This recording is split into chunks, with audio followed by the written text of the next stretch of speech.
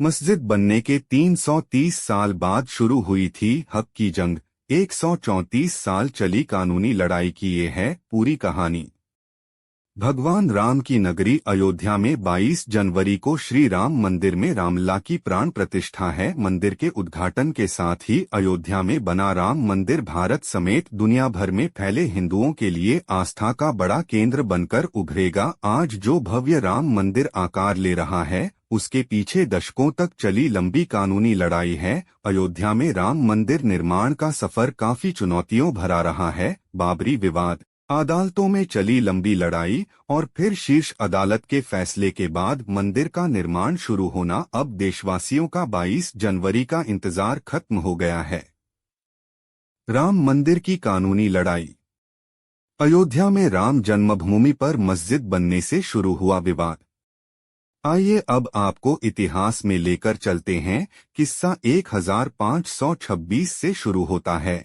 ये वो साल था जब मुगल शासक बाबर भारत आया। 2 साल बाद बाबर के सूबेदार मीर बाकी ने अयोध्या में एक मस्जिद बनवाई। यह मस्जिद उसी जगह बनी जहां भगवान राम का जन्म हुआ था। बाबर के सम्मान में मीर बाकी ने इस मस्जिद का नाम बाबरी मस्जिद दिया। ये वो दौर था जब मुगल शासन पूरे देश में फैल रहा था। मुगलों और नवाबों के शासन के दौरान 1528 से 1853 तक इस मामले में हिंदू बहुत मुखर नहीं हो पाए। 19वीं सदी में मुगलों और नवाबों का शासन कमजोर पड़ने लगा। अंग्रेज हुकूमत प्रभावी हो चुकी थी। इस दौर में ही हिंदुओं ने यह मामला उठाया और कहा कि भगवान राम के जन्मस्थान मंदिर को तोड़कर मस्जिद बना ली गई। इसके बाद से रामलला के जन्मस्थल को वापस पाने की लड़ाई शुरू हुई।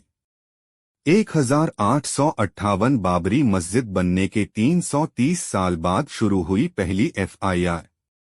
मीर बाकी के मस्जिद बनाने के 330 साल बाद 1858 में लड़ाई कानूनी हो गई, जब पहली बार परिसर में हवन पूजन करने पर एक FIR हुई। अयोध्या रिविजिटेड किताब के मुताबिक 1 दिसंबर 1858 को अवध के थानेदार शीतल दुबे ने अपनी रिपोर्ट में बताया कि परिसर में चबूतरा बना है। ये पहला कानूनी दस्तावेज है जिसमें परिसर के अंदर राम के प्रतीक होने के प्रमाण हैं। इसके बाद तारों की एक बाड़ खड़ी कर विवादित भूमि के आंतरिक और बाहरी परिसर में मुस्लिमों और हिंदुओं को अलग अलग पूजा और नमाज की इजाजत दी गई।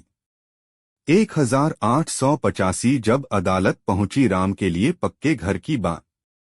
1858 में हुई घटना के 27 साल बाद 1885 में राम जन्मभूमि के लिए लड़ाई अदालत पहुंची, जब निर्मोही अखाड़े के महंत रघुबर दास ने फैजाबाद के न्यायालय में स्वामित्व को लेकर दीवानी मुकदमा दायर किया। दास ने बाबरी ढांचे के बाहरी आंगन में स्थित राम चबूतरे पर बने अस्थायी मंदिर को पक्का बनाने और छत डालने की मांग की। जज ने फैसला सुनाया कि वहां हिंदुओं को पूजा अर्चना का अधिकार है, लेकिन वे जिलाधिकारी के फैसले के खिलाफ मंदिर को पक्का बनाने और छत डालने की अनुमति नहीं दे सकते। 1949 मूर्तियों का प्रकटीकरण। एक ओर जहां देश भर में अंग्रेजों के खिलाफ आंदोलन चलाकर आजादी लेने की मुहिम जारी रही, वहीं दूसरी ओर राम जन्मभूमि की लड़ाई भी जारी रही। देश के आजाद होने के 2 साल बाद 22 दिसंबर 1949 को ढांचे के भीतर गुंबद के नीचे मूर्तियों का प्रकटीकरण हुआ। 1950 आजादी के बाद पहला मुकदमा। आजादी के बाद पहला मुकदमा हिंदू महासभा के सदस्य गोपाल सिंह विशारद ने 16 जनवरी 1950 को सिविल जज फैजाबाद की अदालत में दायर किया। विशारद ने ढांचे के मुख्य गुंबद के नीचे स्थित भगवान की प्रतिमाओं की पूजा अर्चना की मांग की। करीब 11 महीने बाद 5 दिसंबर 1950 को ऐसी ही मांग करते हुए महंत रामचंद्र परमहंस ने सिविल जज के यहां मुकदमा दाखिल किया। मुकदमे में दूसरे पक्ष को संबंधित स्थल पर पूजा अर्चना में बाधा डालने से रोकने की मांग रखी गई। 3 मार्च 1951 को गोपाल सिंह विशारद मामले में न्यायालय ने मुस्लिम पक्ष को पूजा अर्चना में बाधा न डालने की हिदायत दी। ऐसा ही आदेश परमहंस की तरफ से दायर मुकदमे में भी दिया गया। 1959 निर्मोही अखाड़े ने मांगी पूजा अर्चना की अनुमति। 17 दिसंबर 1959 को रामानंद संप्रदाय की तरफ से निर्मोही अखाड़े के 6 व्यक्तियों ने मुकदमा दायर कर इस स्थान पर अपना दावा ठोका। साथ ही मांग रखी कि रिसीवर प्रियदत्त राम को हटाकर उन्हें पूजा अर्चना की अनुमति दी जाए, यह उनका अधिकार है। मुकदमों की कड़ी में एक और मुकदमा 18 दिसंबर 1961 को दर्ज किया गया। ये मुकदमा उत्तर प्रदेश के केंद्रीय सुन्नी वक्फ बोर्ड ने दायर किया। कहा कि यह जगह मुसलमानों की है, ढांचे को हिंदुओं से लेकर मुसलमानों को दे दिया जाए, ढांचे के अंदर से मूर्तियां हटा दी जाएं। ये मामले न्यायालय में चलते रहे। फैसलों की बात करें उससे पहले रामकाज के लिए हुए कुछ और आंदोलनों की तरफ चलते हैं। 1982 हिंदू धर्मस्थलों की मुक्ति का अभियान। बात 1982 की है।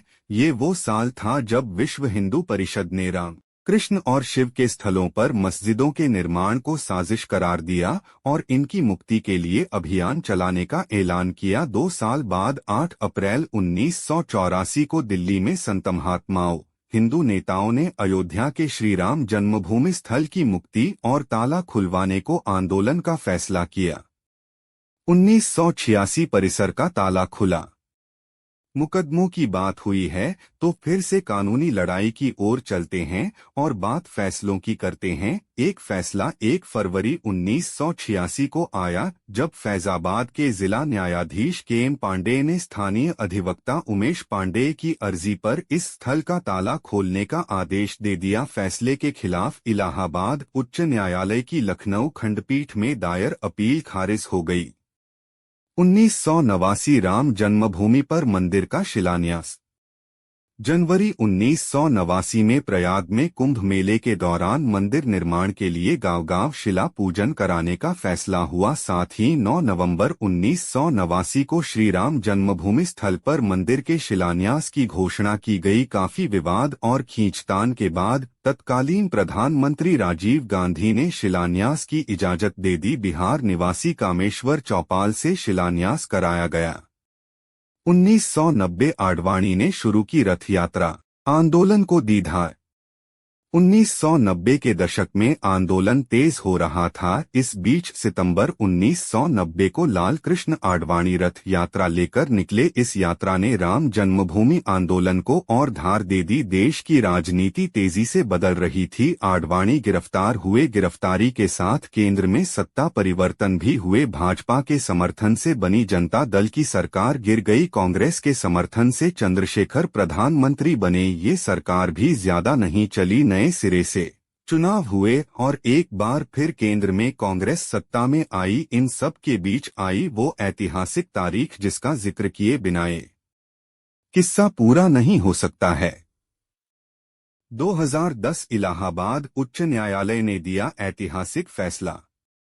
30 सितंबर 2010 को इलाहाबाद उच्च न्यायालय ने इस स्थल को तीनों पक्षों श्री राम लला विराजमान, निर्मोही अखाड़ा और सुन्नी सेंट्रल वक्फ बोर्ड में बराबर बराबर बांटने का आदेश दिया। न्यायाधीशों ने बीच वाले गुंबद के नीचे जहां मूर्तियां थीं उसे जन्मस्थान माना। इसके बाद मामला सर्वोच्च न्यायालय पहुंचा। 21 मार्च 2017 को सर्वोच्च न्यायालय ने मध्यस्थता से मामले सुलझाने की पेशकश की। यह भी कहा कि दोनों पक्ष राजी हों तो वह भी इसके लिए तैयार है। 2017 सर्वोच्च न्यायालय द्वारा मध्यस्थता की पेशकश। अयोध्या में राम जन्मभूमि की लड़ाई अब देश की सर्वोच्च अदालत तक पहुंच चुकी थी। 21 मार्च 2017 को सर्वोच्च न्यायालय ने मध्यस्थता से मामले सुलझाने की पेशकश की। यह भी कहा कि दोनों पक्ष राजी हों तो वह भी इसके लिए तैयार है। 2019 सुप्रीम फैसला और मंदिर निर्माण का रास्ता साफ।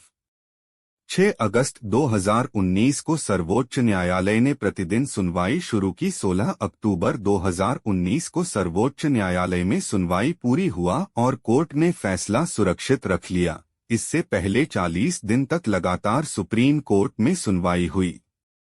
9 नवंबर 2019 को 134 साल से चली आ रही लड़ाई में अब वक्त था अंतिम फैसले का। 9 नवंबर 2019 को सर्वोच्च न्यायालय ने संबंधित स्थल को श्री राम जन्मभूमि माना और 2.77 एकड़ भूमि रामलला के स्वामित्व की मानी। वहीं निर्मोही अखाड़ा और सुन्नी वक्फ बोर्ड के दावों को खारिज कर दिया गया। इसके साथ ही कोर्ट ने निर्देश दिया कि मंदिर निर्माण के लिए केंद्र सरकार 3 महीने में ट्रस्ट बनाए और ट्रस्ट निर्मोही अखाड़े के एक प्रतिनिधि को शामिल करे। इसके अलावा यह भी आदेश दिया कि उत्तर प्रदेश की सरकार मुस्लिम पक्ष को वैकल्पिक रूप से मस्जिद बनाने के लिए 5 एकड़ भूमि किसी उपयुक्त स्थान पर उपलब्ध कराए। 2020 अयोध्या में मंदिर की आधारशिला के साथ निर्माण शुरू। इसी के साथ दशकों से चली आ रही लंबी कानूनी लड़ाई समाप्त हो गई। अब बारी थी निर्माण की। 5 फरवरी 2020 को प्रधानमंत्री नरेंद्र मोदी ने अयोध्या में मंदिर निर्माण के लिए राम जन्मभूमि तीर्थ क्षेत्र ट्रस्ट की घोषणा की। ठीक 6 महीने बाद 5 अगस्त 2020 को अयोध्या में राम मंदिर की आधारशिला रखी गई, जिसमें पीएम मोदी शामिल हुए। 2024 भव्य मंदिर में रामलला की प्राण प्रतिष्ठा। 134 साल चली कानूनी लड़ाई के बाद अब अयोध्या में भव्य राम मंदिर का निर्माण हो रहा है। राम जन्मभूमि पर मंदिर के पहले चरण का काम पूरा हो गया है। 22 जनवरी 2024 की वह ऐतिहासिक तारीख है जब मंदिर में भगवान राम की प्राण प्रतिष्ठा हो रही है। 23 जनवरी से मंदिर आम लोगों के लिए खुल जाएगा।